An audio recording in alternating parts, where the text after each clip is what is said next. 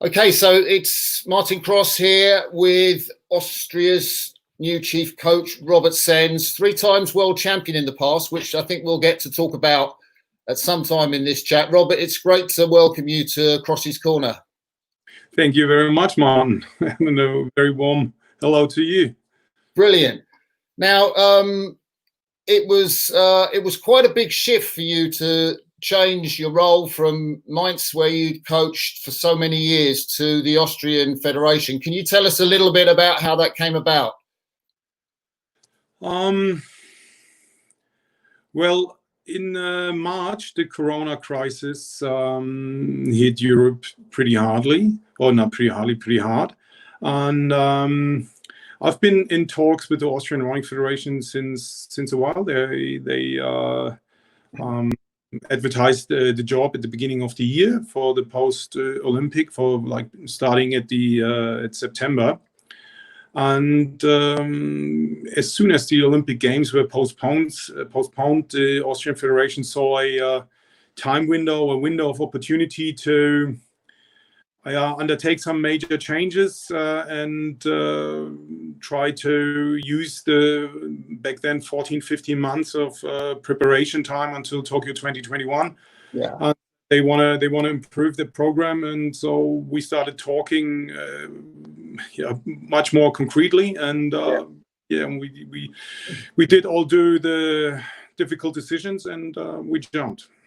Yeah. And how tough a decision? I know you've put on Facebook that it wasn't easy to leave, the guys you were coaching, Jason Osborne amongst them, at Mainz with a year to the Olympics. But it was a big call for you, because it's a big sort of bright new start, isn't it? Yes, it was an extremely difficult decision. I worked with Jason in the last 8 years. We had our ups and downs, and we went through, a very long but successful partnership. And of course, I would have liked to see it through to the end of probably the end of his lightweight rowing career. But it's just working with him as much as I enjoyed it. It's just I had to look at the bigger picture, family, future, post 2020, and there was an opportunity that I couldn't let go. Yeah. What was it that attracted you to Austria particularly? Because I know it's quite close, relatively geographically, just across the border. But they didn't have the greatest championships in 2019. I know there's still quite a few crews to qualify. What was it that attracted you to Austria? Well, I've been racing in Austria. I started rowing in Bavaria, so this is I used to row on Austrian regattas. I've been in the last 2.5 years as a side job. I've been already working as a high performance director in Hungary, which was very interesting. But there was always kind of the language barrier, and I had the feeling I couldn't the impact that I could have in that nation, as with my knowledge, wasn't quite there, because everything had to go via translators, and especially the written languages, that a lot stays in the dark when you don't really speak the language, and that was kind of a bit of unfulfilling. And when this opportunity in Austria came up, it was very interesting, because I think the Austrian Rowing Federation is a pretty well-established federation. They have a good structure. They have good coaches here. They have an awesome board and sports director that I know since quite a while. Horst Nussbaumer, the president, I know since years. It's very attractive because they were very open for change.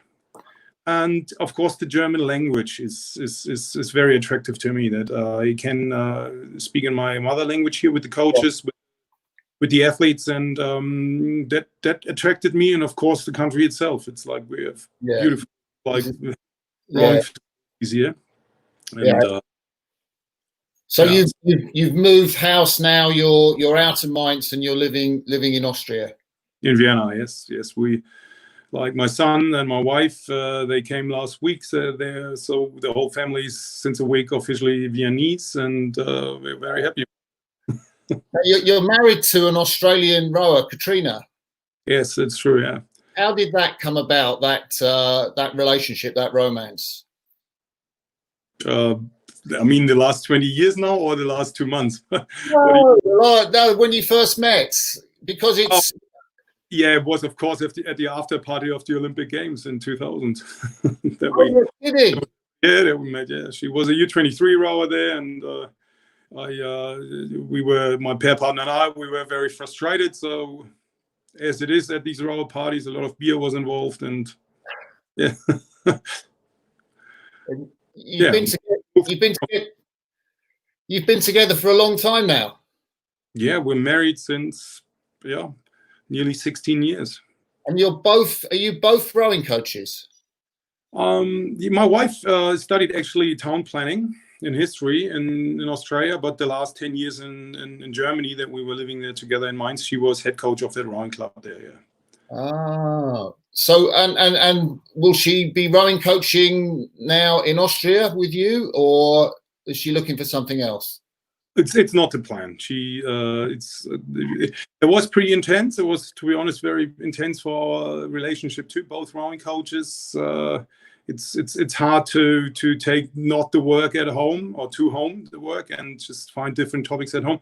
Now she's at the moment is with the move and our son that's changing school. Like the family management is very complicated at the moment, and we're trying to whoop all that at the moment, and I'm very thankful that supporting this move, and this is enough, and we'll just see how the future goes and what she wants to do.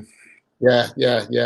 So with Austria, I mean, what are your targets for 2021 with the Austrian squad? I know your top athlete is Magdalena in the single scull. Yes. But you've got some good guys in the four. I guess I was surprised they might not have been able to make Olympic qualification last year. What are your plans? What are your targets? With short-term target, yes, is that we prepare in a wide with a large team. We prepare the European Championships. We're still thinking it's happening. We're still optimistic about it. We're intending to enter with a large team like women's single, men's pair, men's four, men's quad, lightweight women's double, lightweight men's double, men's single. Of course, our absolute top priority at the moment is Magdalena. She had a bit of a difficult year in 2019, but she's very well back on track in the last year. So she's working together with her long time coach Kurt Treher again. She pulled PBs this year already, has got through the Corona crisis very well without any major interruptions. And we are here at the moment in training camp in Hallstatt, beautiful Hallstatt. She's showing good speed. So we want to get her, of course, back on track, direction medals, where she was 17 and 18. Yeah. And then, of course, we have, I think it's a very important group, men's sweep for Austrian rowing. We have few good rowers here. We have real young, good talent there. Like a lot of the guys won 2016 the U23 World Championships. I remember them. They haven't made yet the next step. It's very important that we help them to get the next step done and try to develop that group, this discipline direction 2024. And we're tomorrow our nomination regattas U19, U23 are happening. We try to get this structure a bit into a long-term approach. Like we want to keep the athletes in a team and start, of course, the talent pump to get the talent pump working, that we are able to generate some competition in the A team. So how much coaching are you doing of crews compared to, liaising with coaches already there? I'm not coaching any boats directly, except with in a team with Kurt Treher, Magdalena. So I'm fairly often on the water, like I'd say 4 times per week, but always with a boat coach. I'm more working with the coaches and the teams. I'm seeing them as a functional team is for me a team and a coach, and I'm trying to support these teams that they have the maximum success together. Yeah.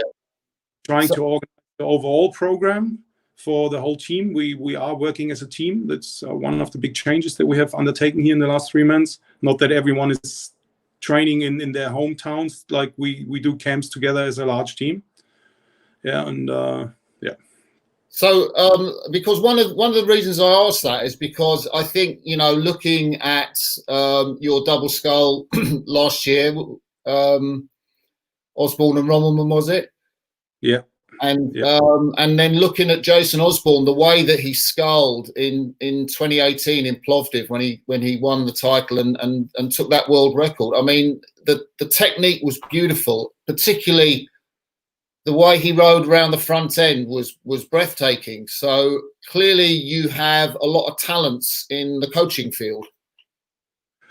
Yeah, thank you. But it's Jason is a very talented athlete anyway. So yeah, I wish I could make out of every athlete a Jason Osborne, but that's not possible. But yes, I enjoy being on the water still, and I enjoy working with athletes and coaches. And I think what we could manage in the last weeks and months here in the training camps that we have spent together, that we have a fairly open communication with the coaches and the teams, and that we talk a lot about rowing and technique. And I think that's very important, that everyone is willing to learn on a daily basis.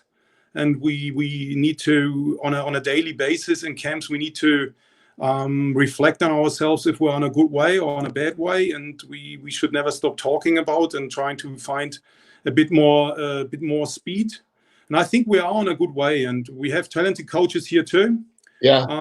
You know, there are very successful coaches like Kurt Treher, for example, who I'm learning a lot of too. I think we, in the interaction here, we like as a team, we try to learn and improve. That's very important. I think we're on a good way with that. Yeah. So what are your own personal influences in terms of technique? Has it come from when you rode, or has it come from watching other teams in Germany, or has it come from talking to other coaches? I'm thinking about the way the blade goes into the water and particularly the rhythm on the way forward, you know, and the easy sweep. Where have you got these your concept of the rowing stroke from? Wow, that's a big question. It's a big question.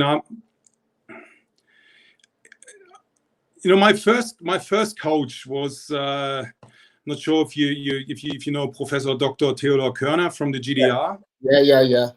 And he was men's head coach in the GDR, and my first coach was Erwin Krakau. In that time, he was women's head coach, and I had him. It was a huge coincidence. I was in a small rowing club in Bavaria. We didn't even have a boathouse, and when he stopped coaching, when he was 75, he stopped coaching in Berlin and moved to Bavaria with his wife and started working with this junior. That was me, and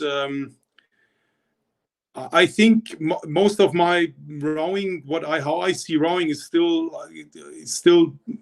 with the theories of Körner and Krakau, like the GDR rowing.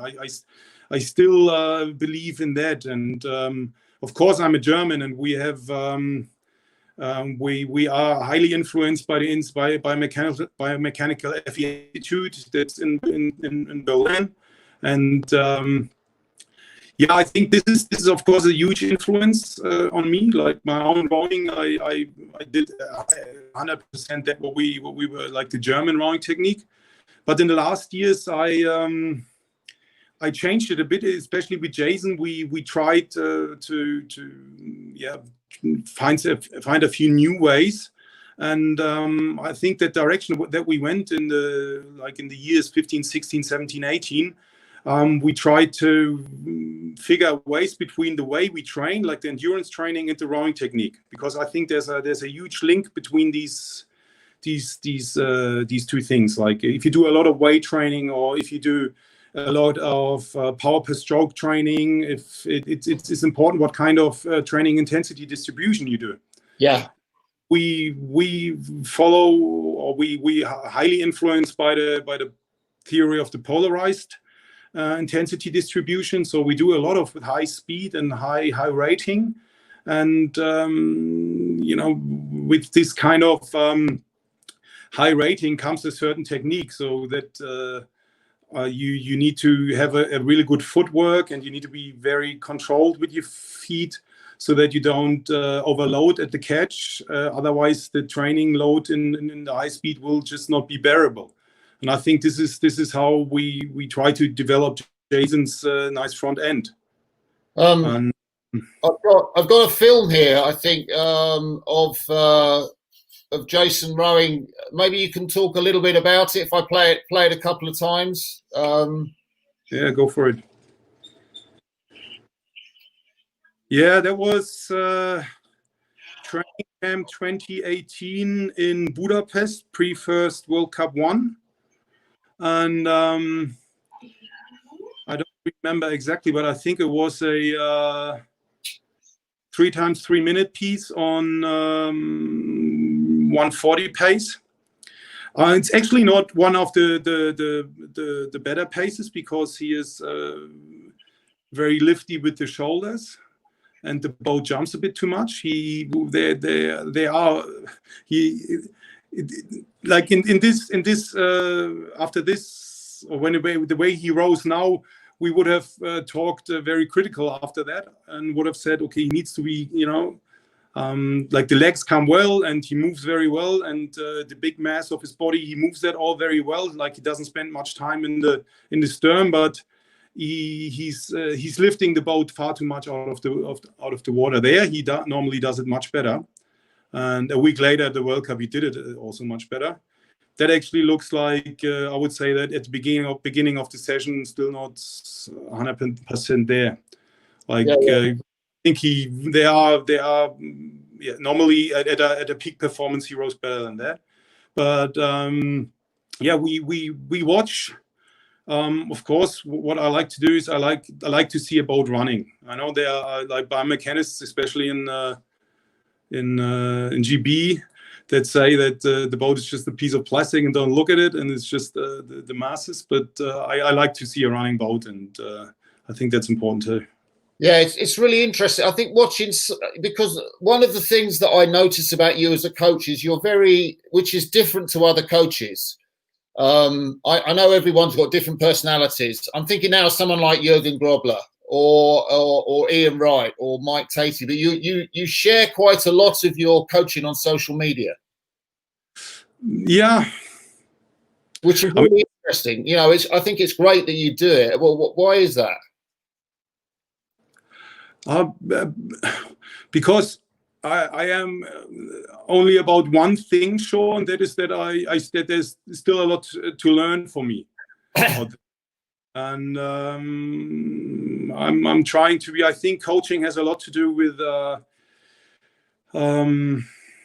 creativeness. Yeah. Just like Pep Guardiola, he said once, if you want to he has it of Cesar Minotti. He has it: if you want to understand the soccer, you have to understand the people. And I kind of still see that with rowing too. Like, every rower is different, every boat is different, every body is different. For example, Jason, he's not tall for a rower, so we need to needed to develop a certain rowing technique for him that is the best for him. And I think this makes it intellectually very interesting, the coaching. Like, always finding something new, always for one team finding the best setup, the best training that they should do. And for that, I think I try to stay open, and I try to listen, and I try to hear, and I try to see what's out there. And I think that's, by being open, I have the feeling especially on social media, you get a feedback that's very interesting, and a lot of feedback makes me personally really helps me reflecting on the theories that I'm having, or are we on the right way? Or Yeah. I think this is this kind of swarm intelligence is a very interesting thing. Yeah. So I mean, when you look at crews at the World Championships, and I know you love to look at what's going on. You see crews at regattas or World Championships. What do you make of particular crews, like who you look at and admire, or you find really interesting?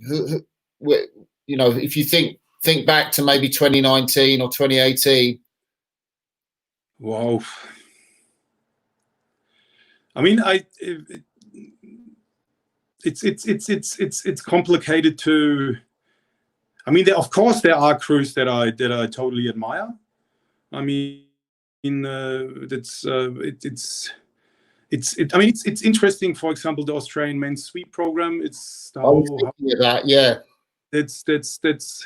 There's obviously a very clear idea behind that, and I think that's always impressive, and it's a sign of very strong coaching when you see that. And I think it's fascinating, the Italian rowing technique, that if everyone would on a world championship row without everyone would have a plain rowing suit, it is certain nations or certain coaches you would always figure, and I think that's very interesting. And generally, I just I love to, like you said, I love to cycle around at the rowing course and get an what's going on, and especially what teams are doing in training and preparation, and get a feeling for if they're coming more from the sprint side of the rowing to the 2Ks or more endurance. It's very interesting how they do that, and try to get a feeling for what trends are in world rowing. Like I think it's very clear that their high rating is back on the move in world rowing since 2 years, I think. Why do you think that is? Pardon? Why do you think that is? The rating is getting higher. Yeah, I think every team is getting more professional in the world. Like we see a lot of professionalism, full-time athletes with a lot of time for training. And the more time of training, the more time you have for training, the higher training volumes you can do, the higher the endurance is, and the higher the endurance is, the higher ratings you can do.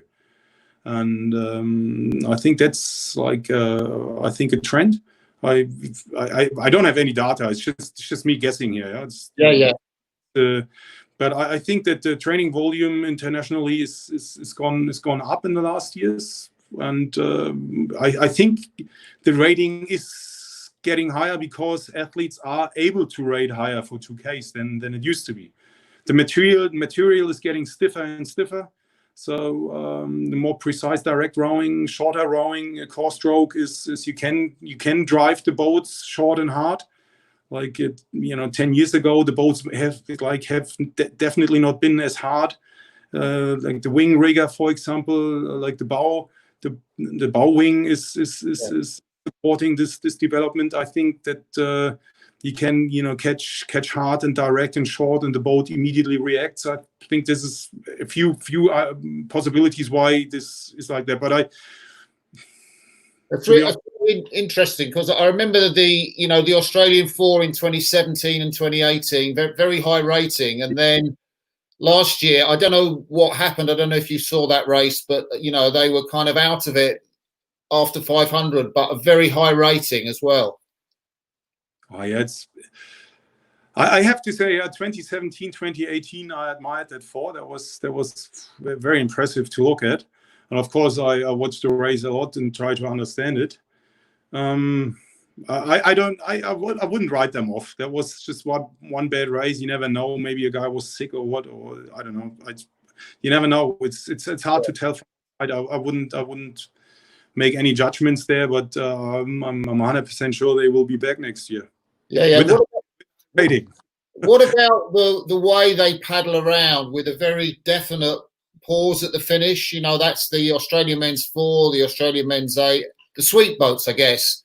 The scullers don't seem to do that so much, but that's an influence that has gone over to some other crews. That seem to have developed that little pause at the finish as they paddle along.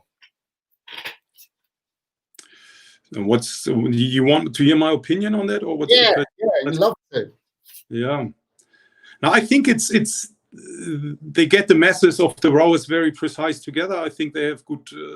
They all have extreme well connected ankles, knees, and hips, and I think so that the force transferation is all very good. If I like it or not, it's not really. It's shown to be fast, but also it's interesting in the race. The break is gone. So yeah. You've not been tempted to try it with your crews? No, yeah. I like the boat. I like to let the boat run in the back turns, but a break. I don't think that's the key to their rowing, but it's just me guessing again. I think they're just extremely precise. That's just like there's some smartness to it, like especially with the hip work, and they're just very horizontal during the stroke. It's very interesting. Very interesting. Yeah. Very, very good rowing. And from what I gather, Ian Wright's brought in a lot of competitive work at Canberra, so they do a lot of side-by-side training. What's your view on that? Yeah, I don't know what they do, and competitiveness training is very good, but I think it's like finishing a topic about the Australians, but I think for our point of view, I think the load control is very important. And so I think you need to have a balance between hard sessions, like sparring sessions, competitive sessions, and easy sessions. I think that motorically, if you row with pressure all the time, I don't think you can develop a good boat feel. I think very easy and light sessions are very important for developing sports motorical new movement programs. So I think it's absolutely important. Rowing is a highly competitive sport, and you need to have that. But I think it needs to be that's what I believe, a strong balance between like easy paddling and hard pulling. I was talking to a couple of the Dutch scullers, Dirk Utenbogard and Stefan Breuning, and I think it was one of them that said one of the big learnings for them was to try not to win in the steady pieces the whole time, but to try and go less hard. I think it was maybe Stefan Breuning, the single sculler from last year, to go less hard, and he got more boat speed with lower heart rate as a result. Yeah, that's what we're all looking for. Yeah. More and less pain. Yeah. Which crews stood out for you at the 2019 World Championships, Robert? Netherlands men's quad. Yeah. Definitely. I mean, we all agree on that, I guess, in world rowing. Yeah. Yeah, no, it's extremely interesting. I think the development of the Netherlands program. They all row so beautiful. The boats are running all so nicely, and it looks effortless. And that's something really that I guess everyone is looking at the moment. How this transfers into 2021. Yeah, I think it's very impressive what's going on there. Yeah, and one of the boats that people have looked towards as being effortless is the German men's 8 over a number of years. And I know you will have had some that when I talk to someone like Mike Tatey and I say, who do you like to watch at the World Championships? And he says, I love watching the German men's 8 paddle. How has that technique and that process developed? Because it seems to work for them in the 8, not so much in the other sweep boats. Well, the best athletes are sitting in the 8 traditionally in the sweep program in Germany. So that's I think that's the main reason for Per and For not performing on such a large scale. And the whole training process is steered in direction men's 8. Yeah. And yes, they have a very good system that is centralized in Dortmund with smart coaches, with a very, very good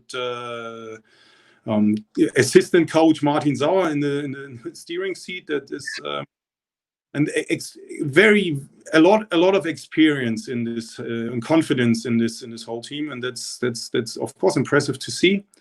And what I think is that Uwe Bender and before that Ralf Holtmeier, they have a calm and strong hand in leading that group. Mm-hmm. Like there's never a revolution. It's always an evolution, and I think it's one of the key for the success of this team. They do a lot rowing in the eights. They know each other very well, and they are never extreme changes. So I think they control the development process of the boat very, very well. They've done really well in the last Olympiad because they haven't always been in front. They've had to win races, from not leading at 500 meters. Mm-hmm. But it looks very tight between them and the Dutch now. With I know the Dutch have got the guys from the US back in the 8 full time, and that Olympic final, should it happen, promises to be a great race. Bloody oath, yes. I'm really looking forward to that.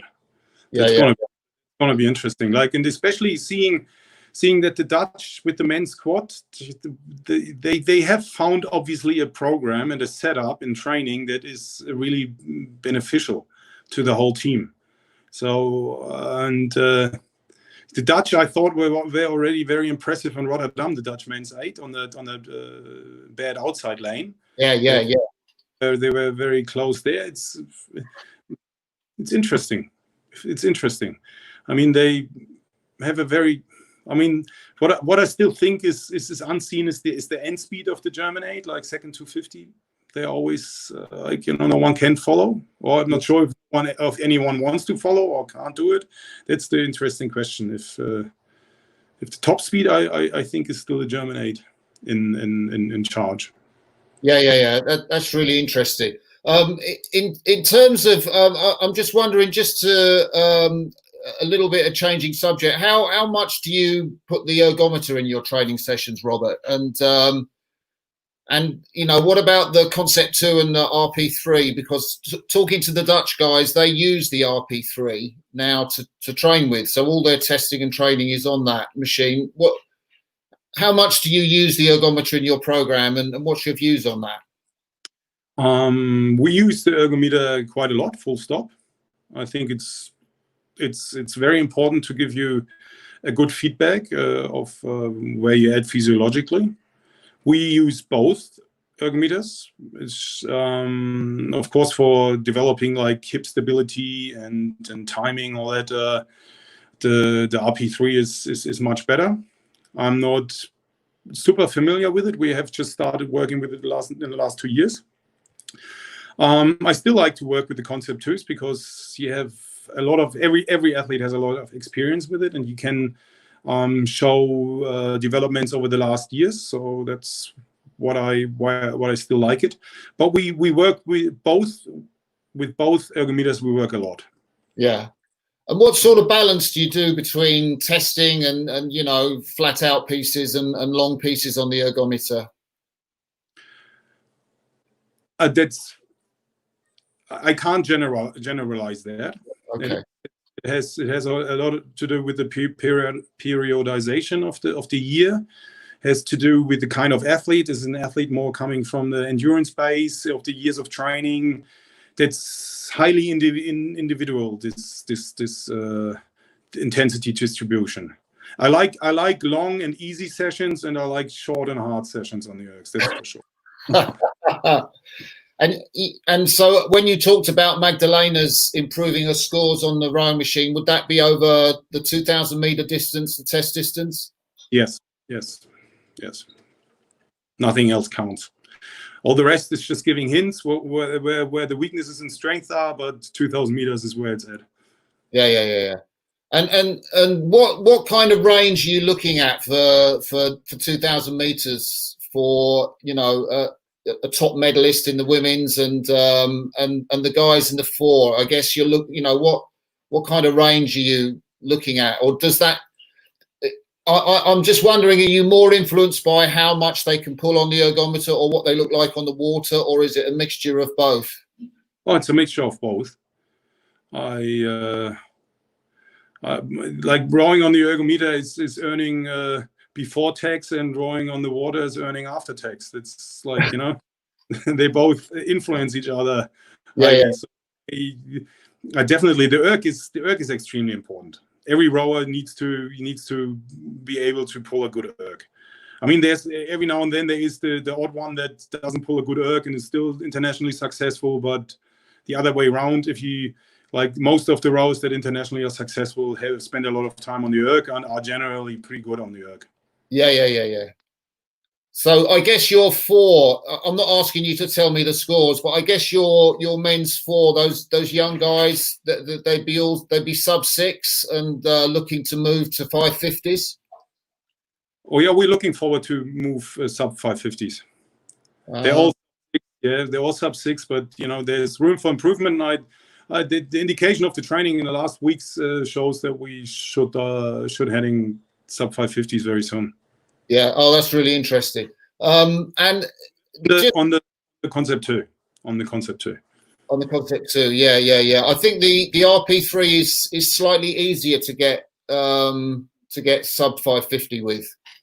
Yeah, generally the moving, like if you put the concept 2 on the sliders, it's like, you know, every time when you get the rating up, it makes the rating easier.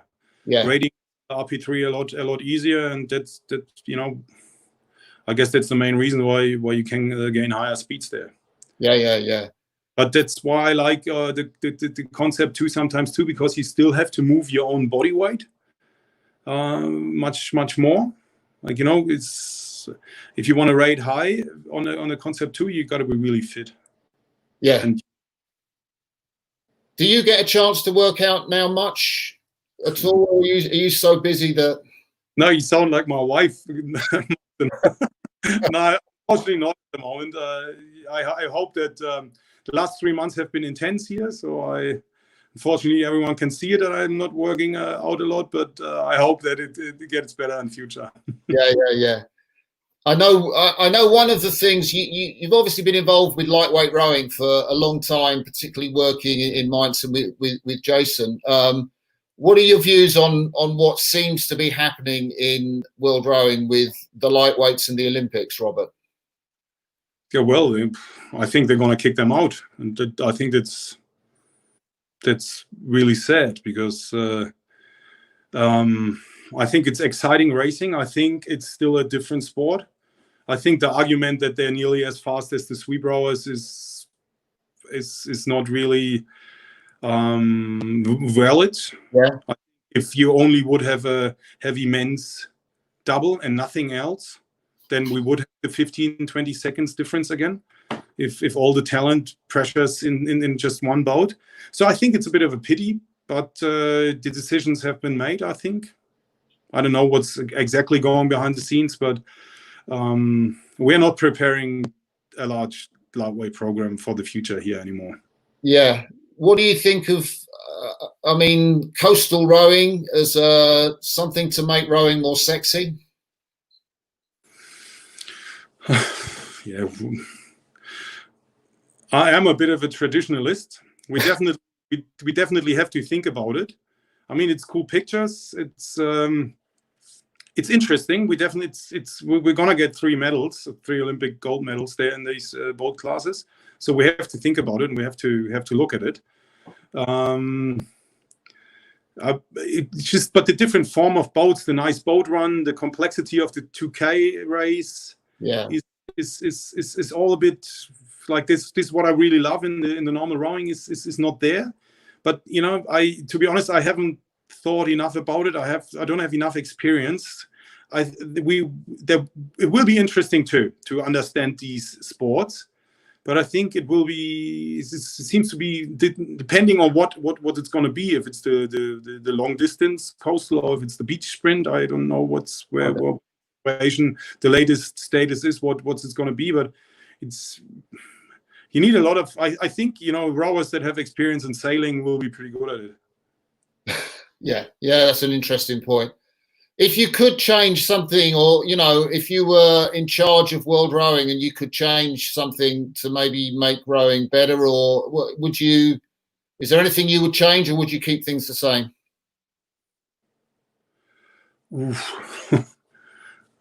Yeah, I'd keep lightweight rowing. That's for sure. I test coastal too, but I would keep lightweight rowing. Yeah, I'm not sure. I understand that a lightweight double and the men's double and the men's pair, and that there are too many boats with just 2 rowers. It's I think that's difficult to communicate and explain to the spectators. But lightweight rowing I'd keep. I think 70% of the world's population is not a classic rower with 95 and 95 kilograms.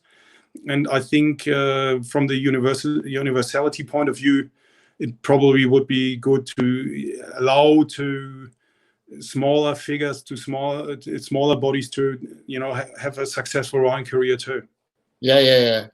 I think that's a really interesting argument. I was kind of wondering if you'd make rowing, kind of with teams, to make the teams smaller, but people have to double up in different boat classes. You make the pair and the 4 in those guys row in the 8, and the double and the single in the quad. Maybe look at changing the distances. There's been ideas around that. Also, to row on shorter, easier courses. Those ideas don't attract you, I guess. I don't see how it all makes rowing better. That's all these suggestions. How do you rate then? If you double up, how does it become more interesting? If you have a single rower that goes then in the men's quad, would we ever see such a beautiful men's quad like the Danish, the Netherlands men's quad in 2019? Such a specialized men's quad? Yeah. A single sculler and a double in there. I think that every boat itself, every boat class itself has their own beauty and their own characteristics. And I think these characteristics would fade away if we start doubling up. But that's, again, just my personal opinion. I love to think about the different characteristics of strokes in a men's pair, on a men's 8, or in a men's pair stroke and bow, what they have to do differently. And I think that would all be a bit more. You wouldn't see that. Like, I think it maybe for the standard spectator there is not a huge difference anymore. But I think for rowing lovers, or people that know what they look at, I think some fascinating aspects would really fade away. Yeah. And the other thing is, I think what we always need to think about, I think if we want rowing to be successful as a sport, we need to motivate people to go to the boathouses, like into the rowing clubs. The sport itself to function in countries, and we need to see how we transport our rowing into societies, that the children and the parents of the children realize, okay, it's a nice sport to go. And by just cutting teams and the smaller teams, I don't think that's the right way. I think we should widen the whole thing. And I like that we have Europeans and World Championships. I like that we have World Cups. I think that it's great that we have coastal World Championships. I think it's great that we have World Championships on rowing now, official ones. I think that's a good development, that we widen the perspective. But smaller teams and less successful rowers in countries, I am not sure if this is the right way to advertise our sport in the wider society. That's interesting, Robert. I want to take you back now to how you started and got into rowing, because I'm really interested to hear about those 3 World Championship wins, not just in sweep but also in sculling. How did you get started in the sport? I'm from the GDR, and I started there in athletics. I guess I would have, become a good hammer thrower too. That was the aim at the beginning. After the wall came down, I moved to Bavaria, and our neighbor there was the president of a rowing club, and the rest just happened. He saw me and took me, and I got into the boat and never left. And how did you get into that pair? How did you get into the pair that was fast enough to win the world title in 1998 with Kirchhoff? We were both in the men's 8, 1997, different pair partners. He came from Potsdam near Berlin, and I was training in Munich with a pair partner, and we only became 5th at the World Championships, and we kind of we were the ones that was the reason why we only were 5th. The one was too young, and the other was too old, and we kind of were put together in a men's pair because we kind of weren't the athletes that the future age should have been centered around, and so we just kind of we were pretty angry about that, and we said, look, you know what, we'll show you next year, and that's how we did. And then I still remember that very, very nicely when we won the trials by 6 seconds in front of the second one. Head coach came and said, "Hey, Wednesday training in the 8," and we both said, "Nah." Oh, really? That's really unusual for the German team. Yeah. So we said we stay in the pair, and I still love that. Like, Ted was 10 years older, and we're still good friends, and we the pair didn't have a sponsor, and the men's 8 had a huge sponsor, and we just said, like, you know, we're not interested in anything. The pair's running, and we want to take it up with the best in the world, and the smaller the boats, the better the rowers. That's kind of what we went for it, and in that year it worked. Unfortunately, never really worked again. Yeah. What do you think made the difference? I know because you beat the 2 of the awesome foursome, the Aussies, in the final of that race. I seem to remember in Cologne in 1998. Yeah, that's true. Mick McKay and Drew Ginn, but they were doubling up. They just came back. They had after the Olympic gold medal in '96. They had a year break and came back, and I think they haven't been at their best in that year. And then they were doing the coxless pair, and with the cox pair together, the coxed 4, so doubling up. So they showed a year later, in a bit of a different team, but they showed where they at. I think we were pretty lucky. We were a good pair, but we haven't been as good as they were. Okay. So what's really interesting is, so why the switch from sweep to sculling? How did that come about for you? Well, I had problems with the head coach sweep. He kicked me out. And tell me about that, because I had a similar thing. I went to sculling after there was a coach that I thought that there'll be problems with them, and so I will go sculling instead. So yeah, well, it was let's say, like, I was a very complicated athlete, and well, how do you mean complicated? Just explain that a little bit more, Rob. Can't explain too much about that. Yeah. I guess, I was just 20 when we won the men's pair, and I got a bit ahead of myself, and very arrogant, and I kind of lost it a bit. And actually, it was good that I got kicked out and had a year to think about it all and restart in sculling, and there I became a much more serious athlete, actually, in sculling. What has changed then? How, that sounds like that was quite a formative year for you, an important year. Yeah, I needed to realize that in the pair, look, I was rowing with the 10-year-older guy that was extremely successful before, and of course I thought always it's huge. I did it well, but I completely, back then, I underestimated the influence of the experience of the other guy, and I needed to learn needed first to learn to work really hard for it. This first title came kind of too easy. Of course I had worked hard and stuff, but not like in the later years when I had to learn sculling, actually, with 24. Then I trained, I think, like double the volume, and lived a bit more professionally, and focused more on. I became a bit more serious athlete. Yeah. And so was the quadruple the top boat, because you won back-to-back world championships in 2002 and 2003, and I think you were in the stroke seat of that boat, were you not? Yes. The top boat was men's single. Was Marcel Hacker.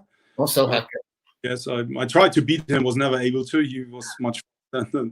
So yeah, we went into the quad, and we had a very good years, 2002, 2003, and it's a huge disappointment that we didn't win in 2004, of course, at the Olympics. Had a pretty bad year in 2004, and yeah, what to say about that? Yeah, we were a good quad, just couldn't show it in Athens. yeah.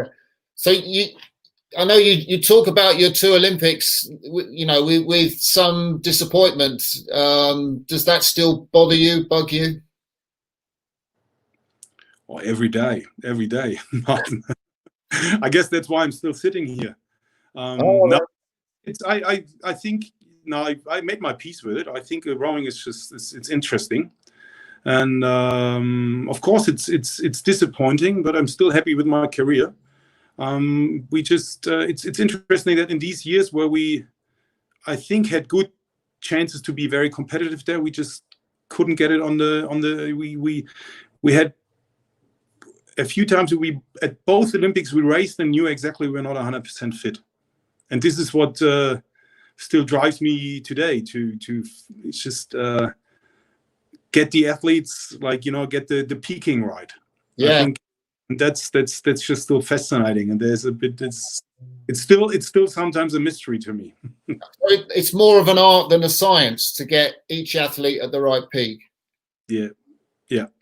And then, like in team boats, especially getting these different all these individuals with their fitness fatigue relation, just get it all right on the dot. I think it's fascinating when it all comes together. It's just beautiful. And is that why you went into coaching? Did you always know that you would be a rowing coach, or was there a moment where you chose your destiny? No, I kind of always wanted to be a rowing coach. Like I'm still extremely, like I said before, like Erwin Krakau, my first coach. I think I was highly inspired by him. Like, or especially the GDR coaches. I mean, Grobler is one of the large GDR coaches too. Yeah. It's the GDR, the sports system in the GDR. It's interesting. These coaches there, they have been intellectuals. Like Körner, when you read his books, what he has written like 50 years ago about rowing, the conclusions that he came to as the first one.